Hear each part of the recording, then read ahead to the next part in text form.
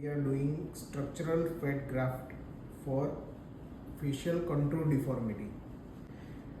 We have infiltrated the Tungson's fluid for harvesting fat from the abdomen. The procedure is being done under local anesthesia. She is completely conscious, and now I am harvesting the pure fat. This is the liquid fat.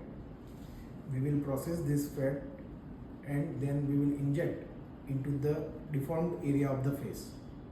This is the harvested fat, and with sedimentation the fat is floating, and this is the fluid which we had injected, and we will separate the fat. Now this fat will be filtered and injected into the area. I am filtering the fat to remove the unwanted strands, and these are pure fat cells. I am injecting the fat first into the supraperiosteal plane,